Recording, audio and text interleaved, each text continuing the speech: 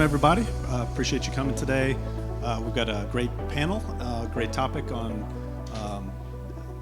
developing insights and contextualization of data visualization.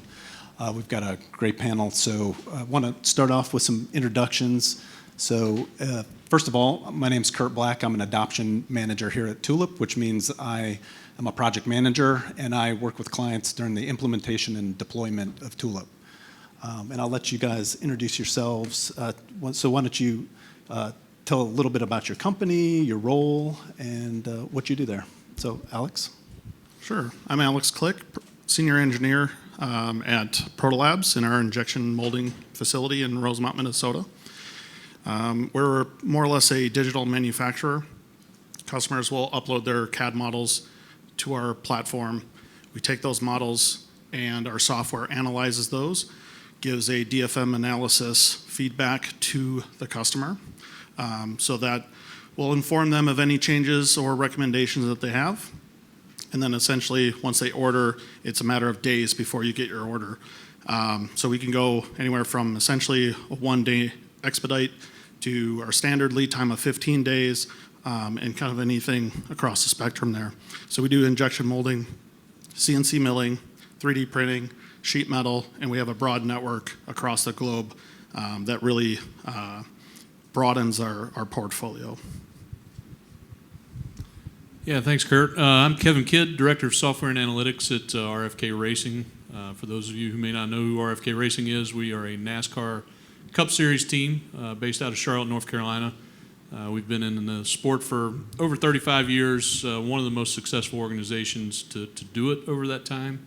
And just quick little background on our ownership group. The R stands for Jack Roush.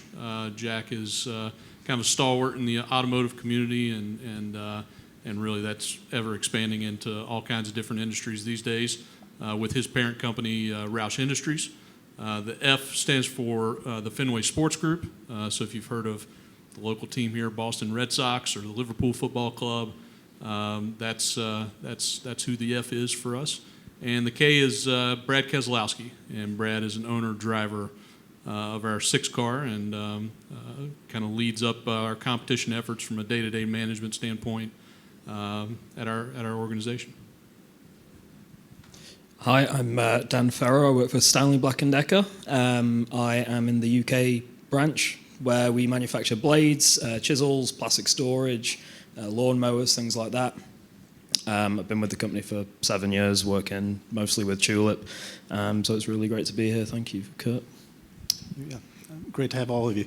So let's start off with a question about how you use data visualization in your day-to-day roles, and talk about what kind of data is critical to you in your organization. So, Alex, you want to start? Sure. So we started on a journey with machine monitoring, but essentially over the aisles we have TVs that show KPIs, the status of the orders. So it's just kind of situational awareness for the floor. And so we also have scrap Paretos at each machine, just to let them know kind of where the spread of scrap is. And we also just have different ways of communicating throughout the floor. So for example, it's not just visual, we also use audible cues as well. We've integrated with our shop radios to tell people when to shut the order down. Because if you can imagine, we don't have an operator at each machine. We have over 180 injection molding machines alone. And so it could be a quarter-op job, a half-op job, and we need to know when to shut that down. So we have visual cues, audible cues. Those radios will let us know when to get ready to shut the order down, when the order is finished, and every 5 minutes just to let them know that, hey, this is your last warning. You need to shut this down absolutely right now. And so with that effort, we've been able to reduce our overproduction scrap by 74%. So it's very, very impactful in that sense. Yes. So next. Yeah, you can go. All right, perfect. So for us, data that is important to us is really the data that drives business value. You hear that a lot. I've heard it 100 times today already. What's unique to racing is that business value doesn't always mean the bottom line of a financial statement. For us, business value is winning and losing races. It's very clear cut for us. My owners may not agree with this, but I would tell you that a typical owner's behavior is he's willing to tolerate losing a little bit of money year over year if he can win enough races. And it's like a little bit like a billionaire's golf game, so to speak. So for us, winning races is really the first and foremost thing that we pay attention to. And so when we think about data and how it supports that goal, we tend to really have, we've got all kinds of data that come in, but there's two main forms of that data, which is a lot of your traditional structured transactional data, purchasing receives parts, and that gets put through an ERP system and then released into other areas of the company. And then what happens with those parts every step through the journey of our system. All that transactional data is super important for reasons I think we can get into more detail here in a little bit. But then the other thing that we collect a tremendous amount of, probably 3 to 1 on magnitude or maybe even greater, is time series data that comes off of our race cars, and quite frankly, time series data that comes off of every race car that we compete against. There's a huge amount of value in that to be able to understand not only the performance of our cars, where we're quote unquote winning and losing the race on the racetrack, but also having that same analysis for every competitor in the field, and trying to understand each team's strengths and weaknesses, and try to strategize on our behalf how to engineer our cars that we can take advantage of our strengths and we can capitalize on our competitors' weaknesses. So some of the key sort of information that we started to collect digitally with Tulip was OEE information. For us, that is really important for us to make properly informed decisions on our production. Originally, it was like Excel spreadsheets, paper tracking, where operators would write stuff down, and then they might lose the sheet, and we'd lose the data, and it allowed making it all digital for quicker decision making and less loss of data. It took on average around 2 hours a day for our team leaders to input all the information, but now we're getting it straight away. We're getting the graphs that we need, all the Paretos and things like that, and it's giving us a lot of information and better decision making. The meetings that we have are now more driven, more focused, because of all the data that we've managed to collect with the systems that we've implemented. Great. So I'll go back to you, Kevin. You talked a lot about the importance of data for your organization, and one of the benefits of having visualization of data is to make better decisions. So what kind of decisions in your organization were critical that you thought needed more data, and how did you go about identifying those? Yeah, so on a couple different levels, if you want to think about our activities, we kind of have two separate activities. We have the activity of building the race car and engineering it and everything that goes into that. So that's kind of the Monday through Friday job. And then the weekend job is you take that out to the racetrack and you go race it. For us, the Monday through Friday part was something that had, I hate to say it, long gone neglected prior to probably 2 years ago. If any of you were in the room, in the last panel that was in here, there was a gentleman from Pratt & Miller who's not a competitor of ours, but they work in the racing space as well. And I thought he did a very eloquent job of explaining kind of the state of affairs in motorsports, a couple, 3-4 years ago, which is that a lot of data was getting collected, but that data would end up on a sticky note in somebody's toolbox drawer or on a notepad stuck, over in the corner of their shop. And I suspect that's not unusual just to motorsports. That probably exists in a lot of different industries. But for us to really leverage the full capability of our organization, we needed to go about collecting that data getting it into systems for which we could then act on the data. And that's really, a large part of what we were trying to fix Monday through Friday. We've been on our Tulip journey for less than a year, so we're pretty young in this, but we can already definitely point to substantial gains made in fixing that problem. I like to tell people we're trying to eradicate the notebooks and the Excel documents. We're on our journey there for the Monday through Friday stuff. The weekend thing, for many, many years, we've been, I would say, pretty advanced on data contextualization and visualization, and that's where a lot of the fun decisions happen. Hey, I'm in the middle of the race, and we've got this simulation running here that's trying to optimize our path to get the best finish in the race, and it's saying that on lap 72 we need to pit for 4 tires. Well, all that stuff has been built out into really nice, neat applications that can deliver those insights very clearly and very effectively to the decision makers. And the reason you have to spend a lot of time getting those visualizations right is because in many times these guys who are making these decisions have to make them in split seconds. I mean, some event happens on the racetrack, caution comes out, the crew chief needs to be responding right then. Am I going to pit? How many tires am I going to put on it? How much fuel am I going to put in this thing? And what adjustments am I going to make? Oh, by the way, it's 152 degrees in the shade outside, so he's burning up, and there's no air conditioning blowing down on him, and the sun's beating right down on his face, and it's loud and noisy. So not the best environment to make good critical decisions. So the better the visualization can be to present that data and make it very clear is super important. Yeah, I mean, they're making real-time decisions down to you're watching what someone else is doing on pit road at the same time your driver's on pit road. Yeah, that's so exactly I mean, that's right. real time. Yeah. Yeah, that's amazing. So Alex, I'll go back to you. Another benefit of real-time data is fast response time. How do you guys ensure that the right data is getting to the right people at the right time?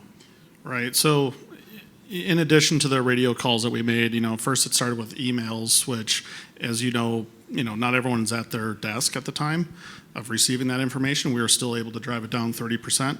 And it was like 50 or 60% more once we integrated those radios. So the shop is getting it as it's happening based on a machine output. So it's not happening from someone pushing a button or anything like that. It's strictly coming from the logic built within the app based on a machine trigger.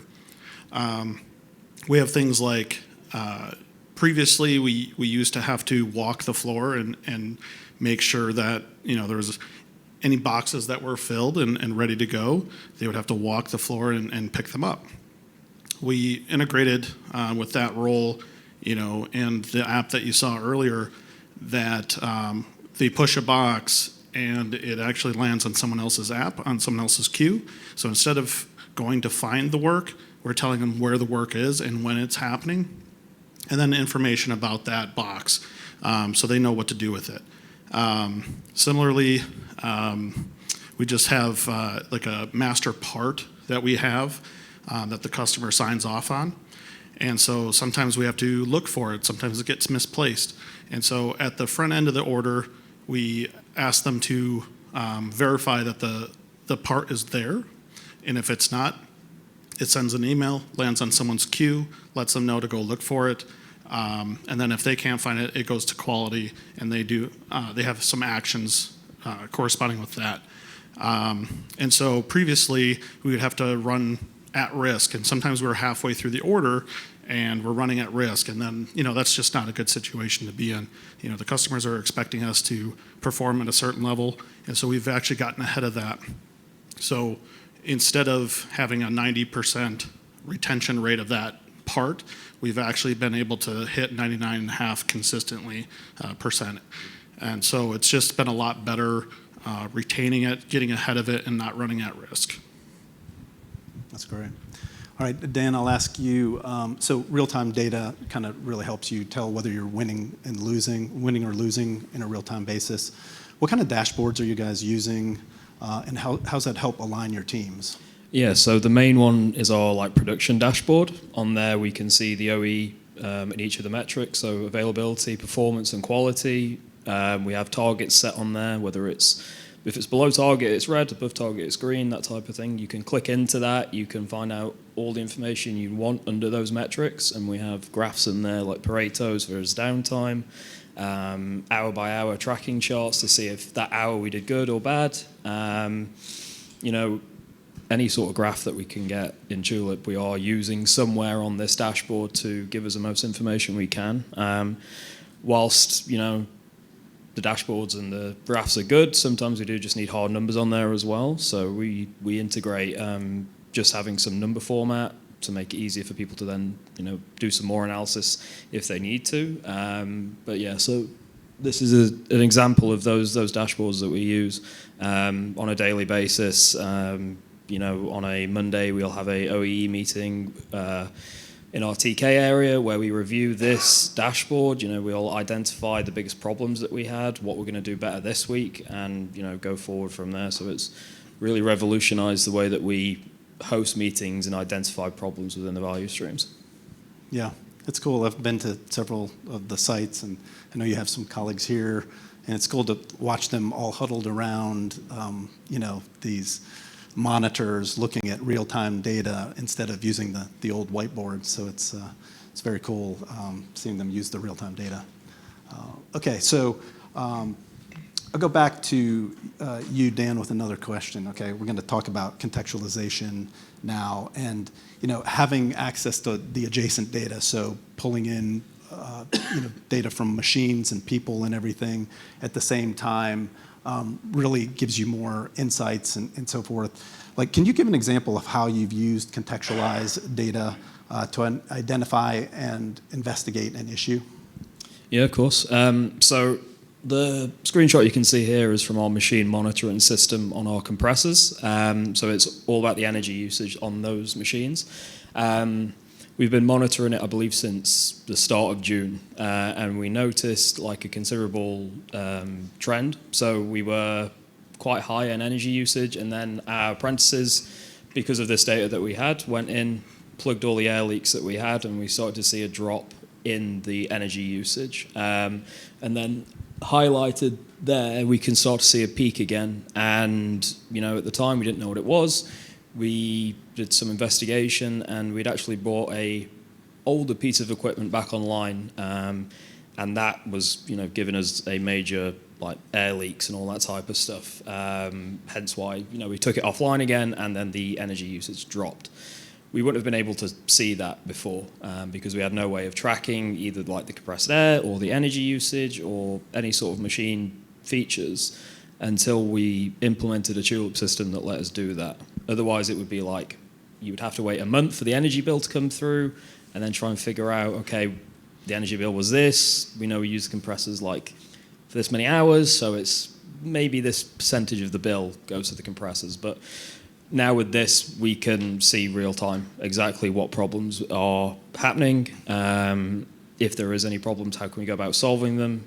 This really helped us to identify those problems and then come up with a plan to sort of rectify them going forward. Yeah. That's great. Okay, another question for you, Alex. Can you give an example of a way in which the way you were collecting data was creating confusion or errors, and how did you go about identifying and fixing that? Sure. So there was a couple things that we did. One revolved around that overrun scrap that I was talking about. We did a lot of like paper tracking. And what was odd is when you collected it all, it was all factors of 5. It wasn't like 13 or 27. It was just 5, 10, 15, 20, so on and so forth. So that didn't pass the smell test. So with Tulip, we were able to automatically collect those and get real data, real accurate data with that. So it kind of cleared the mess. Our scrap actually technically went up, but not because we were doing anything different, but we were collecting it better and more accurately. So then we put those mechanics in place to rectify that.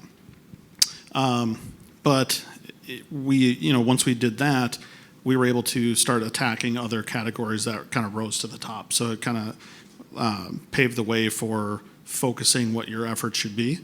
And then kind of switching gears into our digital cycle sheet. So previously, we would make process sheets or cycle sheets, which is basically the recipe of that order by hand. They would record it. It'd take about 5 or so minutes to do that by hand, go to a computer 30 feet away, scan it in, save it to the folder for the mold, and then be on their way. Now it takes about 1 minute or so. At a push of a button, they can get about 80 to 90% of their parameters from the press directly onto that, and then we automatically save it to the mold folder. They don't have to do anything; it just does it for them. So there was as you can imagine, everyone's handwriting is different. So we weren't even using the cycle sheets we did have because it just didn't make sense. So now you have tangible data behind it; it's legible, so on and so forth. So it was a lot better. Yeah. But that was a fun conversation. It's like, hey, guys, scrap hasn't gone up. We just are measuring it better, collecting better data. Right. Okay, question for you, Kevin. How has having more data insights helped your teams collaborate?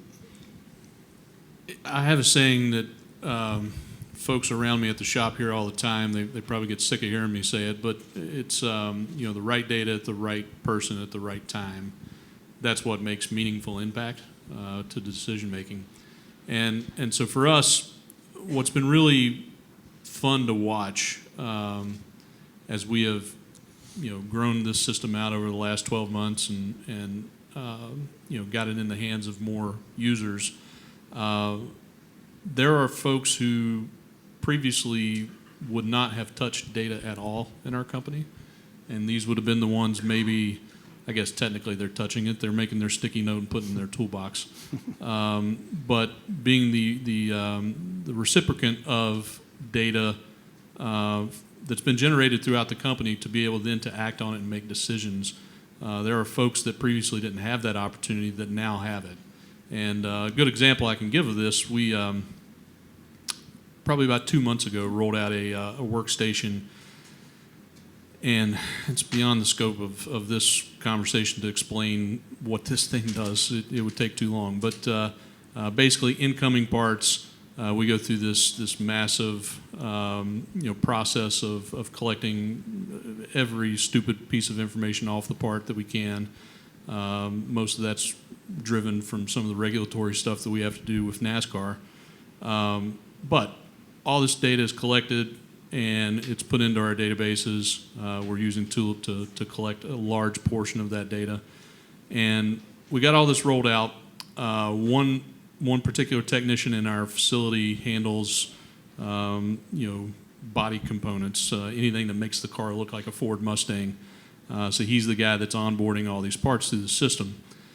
So previously, the way this would work is when those parts would end up on the shop floor, inherently there would be a question about a part or whatever. And those questions would be generated from the folks who previously didn't have access to the data. The technician who's bringing all this, bringing the parts in and collecting all the data, he told me a couple weeks ago, he said, man, one of the greatest things that we've seen from this is that now I can actually, receive the question from somebody on the shop floor, and rather than just giving him the straight answer and he goes on about his way, I have actually pointed him now to the area that he needs to go to within our system to be able to get the information to the question that he had. And once I've done that one time, I've got so many use cases already where people never come back to me and ask more questions. So I now have all this time back because I'm not answering these questions, and people are more empowered to get the data and get the information they need, and they can act on it quicker. So to me, that was like, I wanted to throw a party that day when he told me that, because it was just like, hey, we're doing something right here. We're moving this thing in the right direction. And there's so much more we can do that with, but that was a good indicator of us moving in the right direction. Yeah, that's great. Same question for you, Dan. Like, how have access to better data insights helped your teams collaborate better? Yeah, so before it used to be a very us versus them mentality with the people from the shop floor and like the management and operations team, because the management team, they were looking at information that the operators were giving us, but they didn't understand it. They weren't privy to the conversations we had. They didn't see like any of the Excel trackers that we did, anything like that. But now, as you said, you've seen the huddle boards that we have around the sites. We've got 5 or 6 big touchscreen TVs where they can go up to them, they can interact with them, they can see whatever they want to see. As long as we've got it in Tulip, they can go in and identify it. We are now running tiered meetings. So we have a tier 1 meeting, which is like the operators, their team leader. Tier 2 meetings, which is then support staff and like operations. And then finally the tier 3 meeting, which is like plant level managers, everyone that, manages a team is in that meeting. And we have like 2 dashboards for that in Tulip, which is a SQ DPC dashboard, safety, quality, delivery, people, and cost. And within that, there are like action trackers, which can escalate and de-escalate tasks. So all the information is then shared throughout all of these meetings. And then we have a short interval control dashboard, which has all of our machines on, whether they're running, whether they're stopped, whether they, need to be talked about in one of these meetings. And again, tasks can be raised for a technician, for anybody to then see those on the board. All the information is shared, and it just has really brought everyone together to, fully see the big picture of what we're trying to do at the site, to align everyone to the site's vision and goals. So it's really sort of helped improve on that. Yeah, that's great. Alex, could you talk a little bit about how like a data-centric approach is permeated throughout the whole organization? Sure. So, like I mentioned, we have our molding technicians that create cycle sheets, our setup technicians that are handling the beginning of the order and the ending of the order. From our area coordinators, they kind of are the glue to the entire cell. To our quality inspectors, they'll do an in-process check, right? And before, just like the cycle sheets, they would have to travel 30, 40 feet to the nearest computer, but we integrated a little bit with our MES, and so now they can do in-process checks at the point of use. And we do about 14 transactions per order, and so instead of having to walk back and forth, that many times, they can just do it right at the press at the time it's needed, instead of taking a note on a pad around each press, and 45 minutes later they enter that information in, and so it's already out of date. And so just a lot of different roles within our facility have touched this, and even some of our tool room personnel are starting to get involved in our warehouse, and just customer quality engineers. And it's really even reaching some of our sales group and things like that. So it's really just insight into what our MES is not currently able to do. We have a very good homegrown MES and ERP system, but we're using it Tulip in ways to augment that and give them real-time data, real accurate data. Great. So Kevin, the journey to get here, you guys have been using data and been data-centric for a long time, but to get to a point of real-time insights and data visualization isn't an easy, straight path. So it's a journey. Could you talk a little bit about your organization's journey to get to where you are today? Maybe talk a little bit about some of the lessons you guys learned and some stumbling blocks, if there were any. Yeah, the journey for us, a little bit twofold. Like I mentioned previously, one side of our company was really data-centric and had all this data coming at them and had all these cool applications. And, you sit in their world and you think that we're launching space shuttles. And it's been that way for a very long time. The other side of our company is in some ways very archaic, and that's where we were, 4 or 5 years ago. For us, clearly, you got to continue to augment what's going well. So we can't take our eye off the ball of that Friday, Saturday, Sunday racing thing.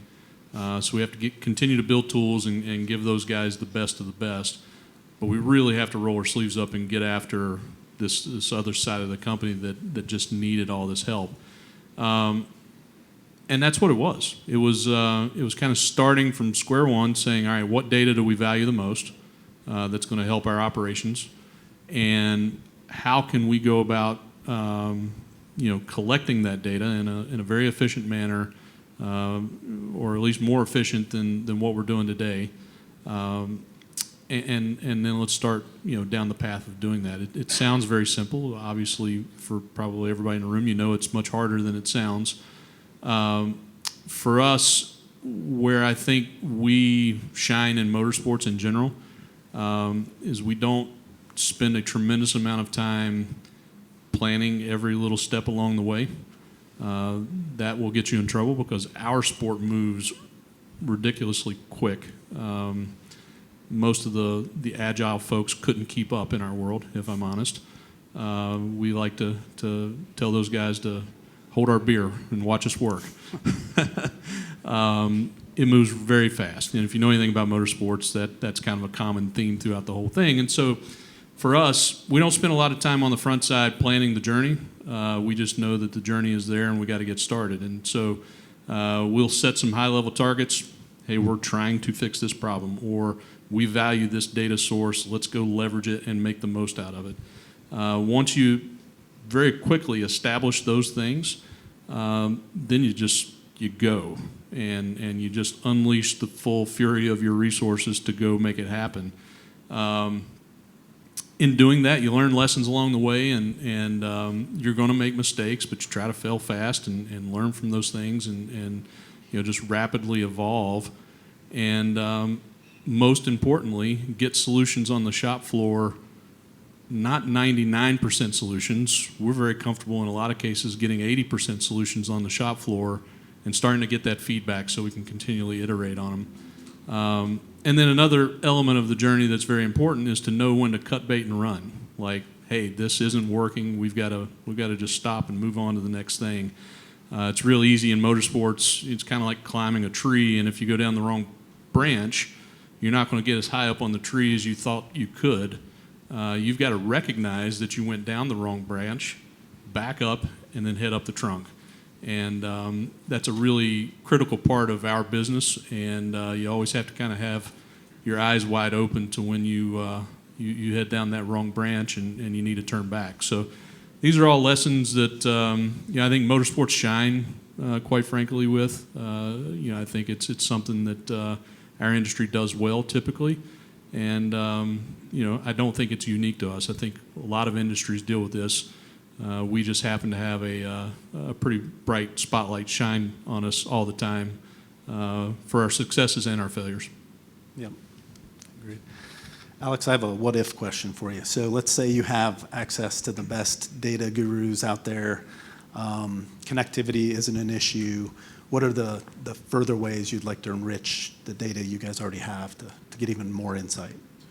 Right. So I think for us, stepping towards the unified namespace arena, getting an architecture of being able to publish and subscribe that data to a pool, including our MES, ERP, and our operational side of things that we're generating through Tulip, and just stitching all of that data together and just be able to better contextualize that information and just drive better business decisions overall.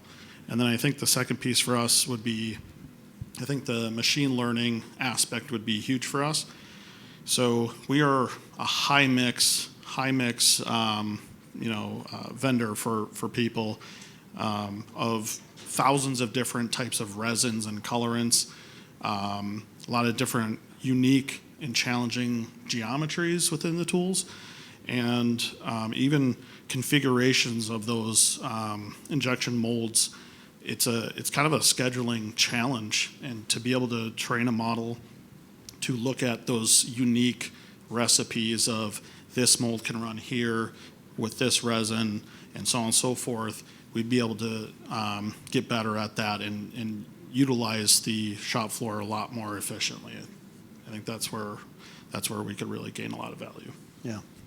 machine learning and AI. We haven't even talked about that, but maybe we'll do a session next year on kind of all the how that can accelerate things. So Dan, same question for you. How would you further enrich your data?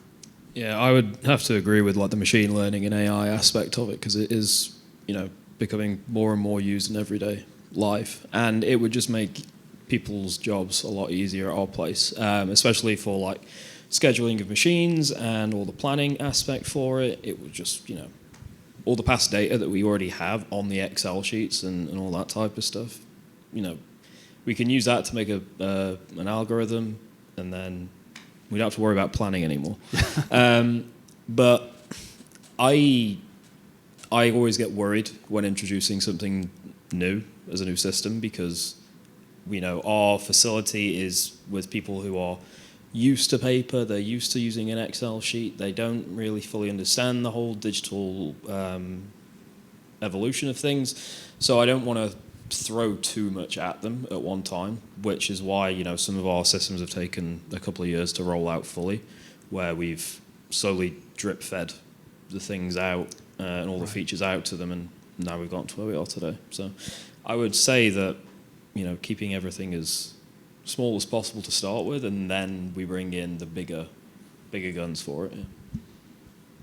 All right. So let's end with one last question, then we'll open it up to some questions. But as people are embarking on this journey and just getting started, what's one piece of advice you'd give to people just kind of looking to head more toward getting more insights and enriching data? Yeah, I think as far as the Tulip side of things, I wouldn't treat it so much as a project. I think that gives the wrong impression that there's an end to it, where it's more of a continuous improvement type of platform and more of an ecosystem to live in, another tool in your toolbox, so to speak. So really, I think focus on what can you do now and what can you do, kind of a visionary look into the future, what you can do with that platform. One piece of advice I think I would give, and probably just gave it in my last answer, but it'll be kind of more of the same here, is platforms like Tulip allow you to be really aggressive. Move fast. Get things out on the floor, get that feedback, and continually iterate, but be aggressive in doing that.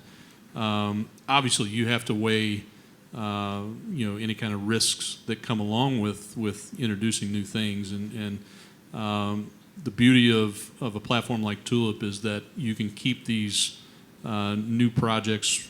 Sorry, I used the word projects. You can use these new items in very small bite-sized pieces, so that you can minimize your risk.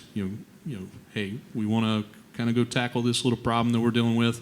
All right, let's go build something, get it out there, and see if we can address that. And if we went the wrong way or we didn't execute it very well, okay, it didn't blow our system up. That is the beauty of this composable architecture that we all get to play with, and I think in a lot of ways it tees things up to be aggressive. So, certainly in our world, being aggressive is how you win races. And we like going fast and going hard and trying to make it happen. For me, it's something that I still don't follow myself, but when I start making an app, the first thing I'll do is I'll kiss it. So I'll keep it simple, stupid.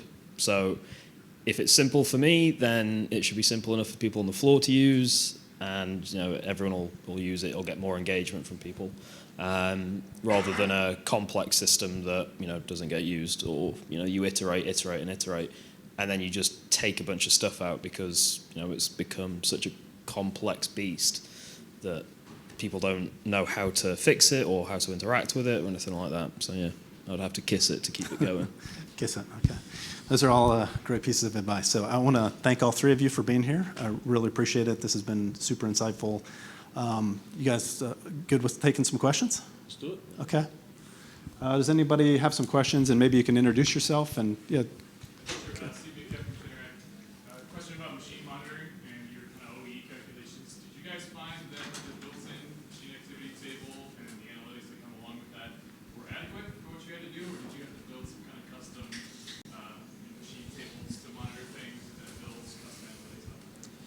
So we've had 3 versions of the OEE system that we've developed, where the first one was really complex, the second one was less complex, and the third one is now just based off of the inbuilt Tulip one.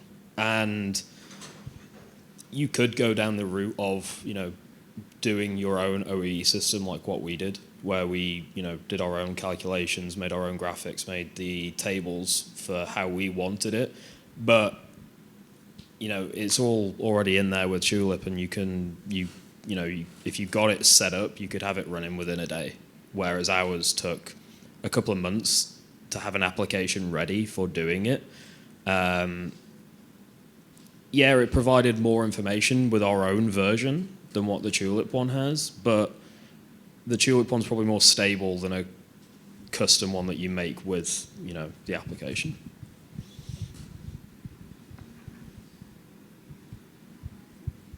Anybody else want to? Do you have no? Another question? Anyone? Yes. So I have a question on the SQDC boards we talked about. So for all your different product lines, do those look identical? Do they have customizations within each area? Different KPIs for delivery or whatever it is? So we have the same metrics for each of the different areas, simply because our assembly lines have the same requirements. It doesn't matter what product they're making. They'll still have carton liquidations, how many orders they've got, how many people are on the line. Those are all the same for each of those areas. And then for manufacturing, we have a OEE side of things, because we don't measure OEE against people. We do it against the machines. So the delivery aspect is talking about OEE and stuff like that. Whereas assembly is efficiency based stuff. But that's the only difference. It's where if it's a manufacturing, it's one set of metrics. If it's assembly, it's a different set. But within that, it's all the same sort of stuff.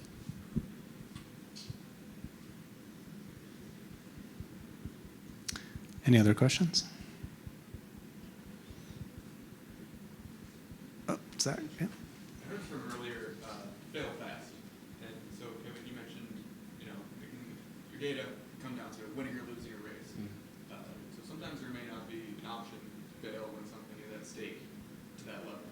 So do you try to have some sort of proof of concept or test environment where you can test your apps before you deploy it for something like a race? So, yes, with caveats. We do a lot of simulation. That's probably the environment where we are trying to vet things out at a pretty high level before we ever make it to the racetrack. This kind of gets outside the scope of maybe Tulip apps and just in more of a general conversation here. For us, we try to find all the ways to failure before the race ever starts, so that when we are in the race, make no mistake about it, we still fail. It happens. But we try to minimize our risk for failure. And so we do things like vehicle simulation and race strategy simulation. We have driver in the loop simulation, where our race car drivers are actually in full motion DIL simulators and doing that work. Our entire organization, quite frankly, is driven around our simulation efforts. And so in that environment, we're pretty aggressive. We try all kinds of crazy things. We use some very sophisticated algorithms to optimize, various parts of our business. And then we prove those things out, or we disprove them. But all that work is kind of that Monday through Friday work that happens in our engineering group that tries to tee up, our performance on race day. In the manufacturing world, and probably should have said this an hour ago, but we're actually really just an assembly shop. We don't actually make our parts. That's a whole NASCAR thing that came online a couple years ago, and so now we basically just get a collection of all these parts and bolt them together and go race. Where the failures happen there, there's very clear and obvious ones. Hey, this part got put on the car wrong, or this washer was missing, or this torque wasn't right. A lot of those things are just, very classical assembly failure type things that you can do very classical solutions for to try to stay in front of.